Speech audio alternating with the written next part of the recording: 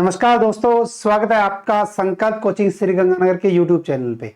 जो इस YouTube channel पे पहली बार आए, चैनल को सब्सक्राइब, जो वीडियो देख रहा है वीडियो को लाइक और अपने दोस्तों के साथ शेयर करना ना भूलें। अपनी 2 करंट की क्लास लगती है, एक लगती है सुबह 7:15 बजे जिसमें राजस्थान करंट जी के करवाया जाता है 10 क्वेश्चन रोजाना 15 मिनट में। दूसरी अपनी इंडिया वर्ल्ड की। अगर आप रीड पर मेंस सेकंड ग्रेड की तैयारी कर रहे हो तो केवल आपको राजस्थान करंट जी के पढ़ना है। इसके अलावा आप किसी भी प्रतियोगी परीक्षा की तैयारी कर रहे हैं तो आपको दोनों क्लास लगानी है। तो चलो शुरुआत करते हैं। महिला सशक्तिकरण से जुड़े अभियान बेटी बचाओ बेटी पढ़ाओ अभियान की शुरुआत कब की गई थी? एक अभियान चलाया गया था, बेटी बचाओ बेटी पढ़ाओ अभियान। अगर पूछे कि बेटी बचाओ बेटी पढ़ाओ अभियान की शुरुआत कब हुई थी तो यह शुरुआत हुई थी 22 जनवरी 2015 को। 22 जनवरी 2015 को शुरुआत हुई। तो अब यह देखो कि शुरुआत 22 जनवरी 2015 को, तो 2025 आ चुका है ना, 25 से आ चुका है। तो वर्तमान 22 जनवरी 2025 को इस अभियान की 10वीं वर्षगांठ मनाई गई। तो वर्ष 2025 में किस योजना की, किस अभियान की 10वीं वर्षगांठ मनाई गई? तो बेटी बचाओ बेटी पढ़ाओ अभियान की। अगर पूछे कि इसकी शुरुआत, तो शुरुआत हरियाणा के पानीपत से शुरू की गई थी। यह अभियान महिला एवं बाल विकास मंत्रालय, स्वास्थ्य एवं परिवार कल्याण मंत्रालय और शिक्षा मंत्रालय की संयुक्त पहल है। नेक्स्ट, 22 जनवरी 2025 को केंद्रीय मंत्रिमंडल ने नेशनल हेल्थ मिशन को अगले कितने सालों के लिए जारी रखने की मंजूरी प्रदान की है? कौन सा मिशन? National health mission. कब मंजूरी दी गई है? तो मंजूरी दी गई है 22 जनवरी 2025 को।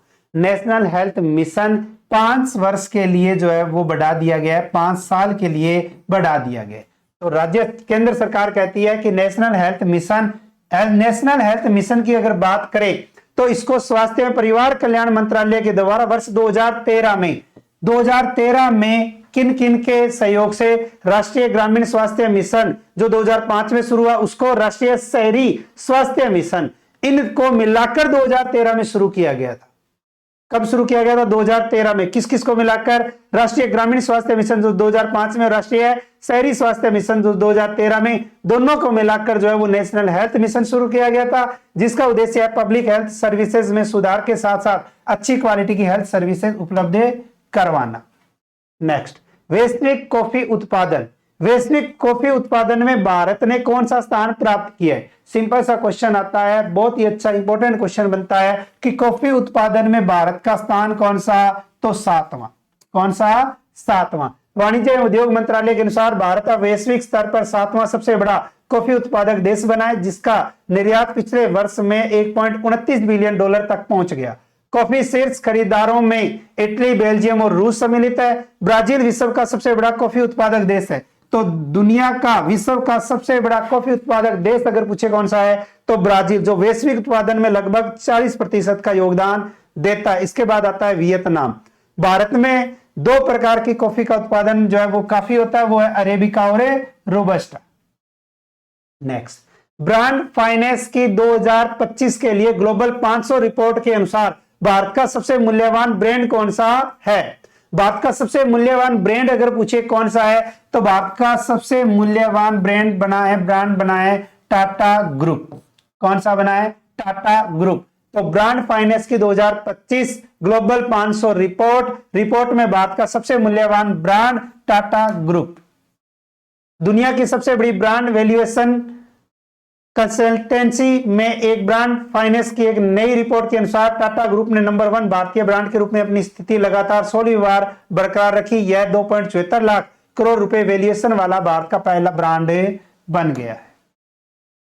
नेक्स्ट, 22 जनवरी 2025 को किस राज्य सरकार द्वारा 7 जिलों को मिलाकर नवीन धार्मिक सर्किट बनाए जाने की घोषणा की है? केंद्र सरकार की बात करें तो केंद्र के अंतर्गत आता है एक राज्य, उस राज्य का नाम आता है उत्तर प्रदेश। और उत्तर प्रदेश राज्य ने 7 जिलों को मिलाकर, कितने जिलों को? 7 जिलों को मिलाकर धार्मिक सर्किट बनाने की घोषणा की है। कब की है? 22 जनवरी 2025 को। मुख्यमंत्री आदित्यनाथ ने प्रयागराज, काशी, चंदौली, गाजीपुर, जौनपुर, मिर्जापुर और भदोही जिलों को शामिल कर नवीन धार्मिक सर्किट बनाए जाने की घोषणा की है। यह सर्किट 22,000 किलोमीटर क्षेत्र में फैला होगा। इन सभी को मिलाकर क्षेत्रीय विकास प्राधिकरण गठित किए जाने का भी प्रस्ताव है। नेक्स्ट, 2025 में ब्रिक्स की अध्यक्षता वाले ब्राजील ने किस देश को ब्रिक्स समूह के साझेदार देश के रूप में शामिल किया है? कब? 2025 में। ब्रिक्स की अध्यक्षता कौन करेगा? ब्राजील। और ब्राजील ने ब्रिक्स समूह में साझेदार देश के रूप में जिसको शामिल किया है वो देश आता है आपका नाइजीरिया। कौन सा आता है? नाइजीरिया आता है। तो नाइजीरिया देश को जो है वो साझेदार के रूप में शामिल किया गया है। Nigeria, Belarus, Bolivia, Cuba, Kazakhstan, Malaysia, Thailand, Uganda और उज्बेकिस्तान के साथ मिलकर 9वां ब्रिक्स साझेदार देश बन गया है। ब्रिक्स का गठन हुआ था 2009 में ब्राजील, रूस, भारत और चीन के द्वारा। 10 में दक्षिण अफ्रीका जोड़ा गया था, फिर बन गया ब्रिक्स। ब्रिक था पहले 2010 से पहले, तो ब्रिक्स 2011 में जो है वो पूरा आधिकारिक रूप से बना था। इंडोनेशिया आधिकारिक तौर पर 10वें सदस्य के रूप में ब्रिक्स समूह में शामिल हो गया, जो जनवरी 2025 से प्रभावी है। नेक्स्ट, जनवरी 2025 में अंडमान निकोबार के किस उत्पाद को जीआई टैग प्राप्त हुआ है? हाल ही के अंतर्गत अगर पूछे कि अंडमान निकोबार द्वीप समूह के किस उत्पाद को जीआई टैग प्राप्त हुआ है, या जीआई टैग देखकर पूछे कि किस राज्य या केंद्र शासित प्रदेश का है, तो आता है आपका एक नारियल तेल, जो आता है वर्जिन नारियल तेल। कौन सा आता है? वर्जिन नारियल तेल। वर्जिन नारियल तेल किस राज्य या केंद्र शासित प्रदेश का उत्पाद है? तो अंडमान और निकोबार द्वीप समूह का। क्या मिला है इसको? जीआई टैग मिला है। वर्जिन नारियल तेल पारंपरिक तरीके से तैयार किया जाता है, जो इसे प्राकृतिक और उच्च गुणवत्ता वाला बनाता है। इस पहल का उद्देश्य जनजातीय महिलाओं को आर्थिक रूप से सशक्त बनाना और स्थानीय वैश्विक बाजारों में उनका योगदान बढ़ाना है। नेक्स्ट, भारतीय पुरातत्व सर्वेक्षण। भारतीय पुरातत्व सर्वेक्षण ने किस राज्य क्षेत्र में 1200 साल पुराने बौद्ध मठ की खोज की है? अगर पूछे कि भारत के किस राज्य में बौद्ध मठ की खोज की गई है, 1200 साल पुराने बौद्ध मठ जो है वो ओडिशा राज्य में मिले। कहां? ओडिशा में। भारतीय पुरातत्व सर्वेक्षण ने ओडिशा राज्य में 1200 साल पुराने किस मठ की खोज की है? तो बौद्ध मठ की खोज की है। भारतीय पुरातत्व सर्वेक्षण रत्नागिरी में 1200 साल पुराने बौद्ध मठ को खोजा है। इसमें एक विशाल वृत्त का सिर और बौद्ध देवताओं की मूर्तियों के टुकड़े भी मिले हैं। यहाँ के उत्खनन से प्राप्त चलता है कि यह स्थल 6वीं से 13वीं शताब्दी तक एक प्रमुख बौद्ध केंद्र था। यह स्थल ब्राह्मणी और विरूपा इन नदियों के मध्य स्थित है।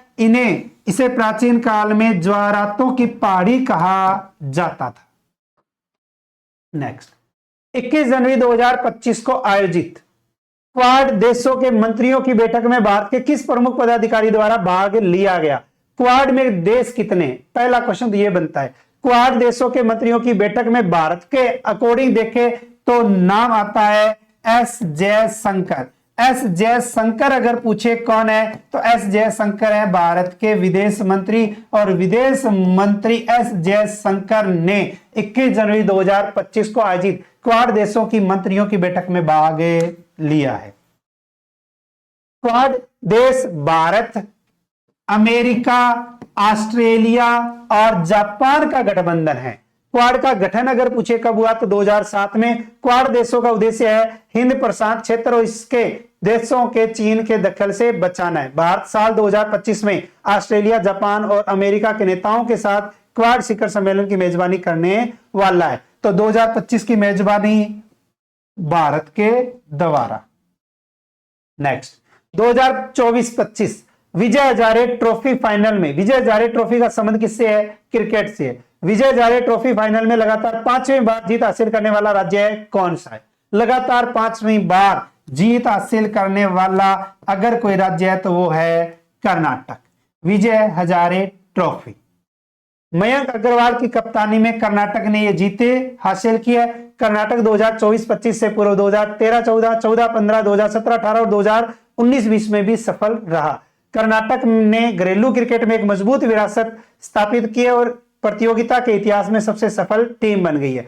फाइनल मैच हुआ था गुजरात के वडोदरा के कोटाबी स्टेडियम में खेला गया था। इसके अलावा पटवार द्वितीय श्रेणी अध्यापक और स्कूल व्याख्याता टेस्ट सीरीज शुरू होने वाली है 9 फरवरी 2025 से। प्रत्येक रविवार टेस्ट होगा जो गंगानगर, सूरतगढ़, अनूपगढ़ और बींजवाला में। इसके अलावा नीट मुख्य परीक्षा की टेस्ट सीरीज जो है वो 9 फरवरी से 2 डेमो रहेगी, 9, 18, फिर उसके बाद में 27 के बाद में जो टेस्ट होंगे उन्हीं पे जो है वो आपकी टेस्ट सीरीज शुरू होने वाली है। ऑनलाइन और ऑफलाइन दोनों है। ज्यादा जानकारी के लिए दिए गए नंबर पर संपर्क कर सकते हैं। इसके अलावा आप या आपके घर परिवार में कोई भी पटवार, बीएसटीसी, प्रयोगशाला सहायक, चतुर्थ श्रेणी कर्मचारी की या रीट मुख्य परीक्षा लेवल 1 और 2 की तैयारी करना चाहते हैं तो इसका जो है वो ऑफलाइन बैच शुरू होगा 4 फरवरी से। 98,750 73,725 पर कॉल करके आप अपना रजिस्ट्रेशन करवा सकते हैं। इसके अलावा 41 जिले और 7 संभाग के अनुसार जो है वो आपको मार्केट में ये किताबें मिल जाएगी, जिसके तहत करंट अफेयर्स की मासिक पत्रिका का 3रा संस्करण मार्केट में आ चुका है। चौथा अब जो है वो 2 या 3 फरवरी को आ जाएगा। रोजाना एक क्लास लगाते रहिए और मिलते हैं कल नए 10 क्वेश्चनों के साथ। तब तक जय हिंद, जय भारत, नमस्कार।